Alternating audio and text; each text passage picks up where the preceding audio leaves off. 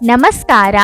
ವೈಕುಂಠ ಏಕಾದಶಿ ಎಂದರೆ ಶ್ರೀಮನ್ನಾರಾಯಣನು ಯೋಗ ನಿದ್ರೆಯಿಂದ ಏಳುವ ದಿನ. ಅಂದರೆ ದಕ್ಷಿಣಾಯನ ಪ್ರಾರಂಭವಾಗುವಾಗ ಶ್ರೀಮನ್ನಾರಾಯಣನು ಯೋಗ ನಿದ್ರೆಗೆ ಜಾರುತ್ತಾನೆ.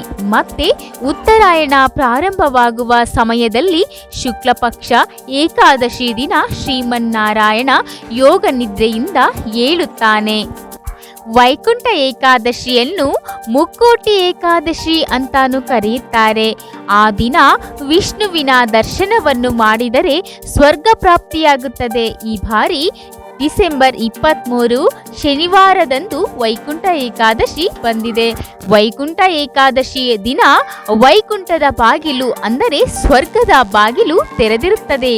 ಇನ್ನು ಆ ದಿನ ಮಹಾವಿಷ್ಣು ಗರುಡ ವಾಹನದ ಮೇಲೆ 3 ಕೋಟಿ ದೇವತೆಗಳೊಂದಿಗೆ ಭೂಲೋಕಕ್ಕೆ ಇಳಿದು ಬಂದು ಭಕ್ತರಿಗೆ ದರ್ಶನ ನೀಡುತ್ತಾನೆ ಅನ್ನುವ ನಂಬಿಕೆ ಇದೆ. ಹಾಗಾಗಿ ಈ ಏಕಾದಶಿಗೆ ಮುಕ್ಕೋಟಿ ಏಕಾದಶಿ ಎಂಬ ಹೆಸರು ಬಂದಿದೆ. ಈ ಒಂದು ಏಕಾದಶಿ 3 ಕೋಟಿ ಏಕಾದಶಿಗಳಿಗೆ ಸಮವಾದ ಪವಿತ್ರತೆಯನ್ನು ಹೊಂದಿರುವ ಕಾರಣ ಇದಕ್ಕೆ ಮುಕ್ಕೋಟಿ ಏಕಾದಶಿ ಎನ್ನುತ್ತಾರೆ. ಈ ವೈಕುಂಠ ಏಕಾದಶಿ ದಿನ ಹಾಲಾಹಲ ಅಮೃತ 2 ಹುಟ್ಟಿದವು. ಈ ದಿನವೇ ಶಿವನು ಹಾಲಾಹಲವನ್ನು ನುಂಗಿದ ಎನ್ನಲಾಗಿದೆ.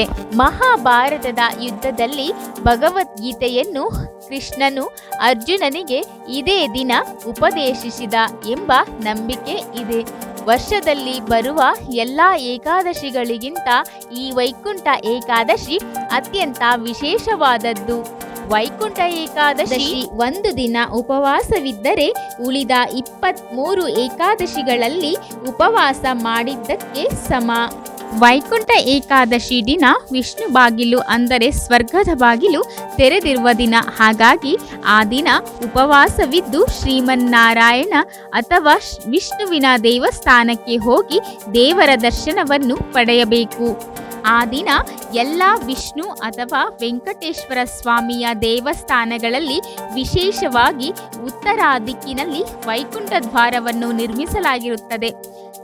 ನಾವು ಆ ವೈಕುಂಠ ದ್ವಾರದ ಕೆಳಗೆ ಹೋಗಿ ಬಂದರೆ ಮೋಕ್ಷ ಸಿಗುವುದು ಮತ್ತೆ ಸ್ವರ್ಗ ಪ್ರಾಪ್ತಿಯಾಗುವುದು. ವೈಕುಂಠ ಏಕಾದಶಿಯ ದಿನದಂದು ಉಪವಾಸವಿರಬೇಕು. ಮುರ ಎನ್ನುವ ರಾಕ್ಷಸನು ವಿಷ್ಣುವಿನಿಂದ ತಪ್ಪಿಸಿಕೊಂಡು ಅಕ್ಕಿಯಲ್ಲಿ ಅಡಗಿ ಕುಳಿತಿರುತ್ತಾನೆ. ಆದ್ದರಿಂದ ಆ ದಿನ ಅಕ್ಕಿಯಿಂದ ಮಾಡಿದ ಯಾವುದೇ ಪದಾರ್ಥವನ್ನು ತಿನ್ನಬಾರದು. ಅನ್ನದ ನೈವೇದ್ಯವನ್ನು ಇಡಬಾರದು. ಒಂದು ವೇಳೆ ಅನ್ನವನ್ನು ತಿಂದರೆ ಹುಳುಗಳನ್ನು ತಿಂದದ್ದಕ್ಕೆ ಸಮ.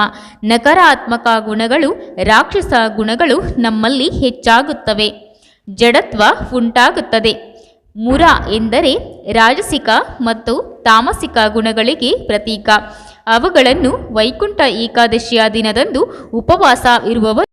ಉಪವಾಸವಿರುವುದರ ಮೂಲಕ ಜಯಿಸುವುದರ ಮೂಲಕ ಮುಕ್ತಿಗೆ ಮಾರ್ಗ ದೊರೆಯುತ್ತದೆ. ಹಾಗೆ ವೈಕುಂಠ ಏಕಾದಶಿ ವ್ರತವನ್ನು ಚಿಕ್ಕ ಮಕ್ಕಳು ವೈಕುಂಠ ಏಕಾದಶಿ ಆಚರಣೆ ಮಾಡಬಾರದು. 80-85 ವರ್ಷ ಇರುವವರು ಆಚರಣೆ ಮಾಡಬಾರದು. ಗರ್ಭಿಣಿಯರು, ಬಾಣಂತಿಯರು ಕೂಡ ವೈಕುಂಠ ಏಕಾದಶಿ ಆಚರಣೆ ಮಾಡಬಾರದು ಎನ್ನಲಾಗಿದೆ. ಧನ್ಯವಾದಗಳು.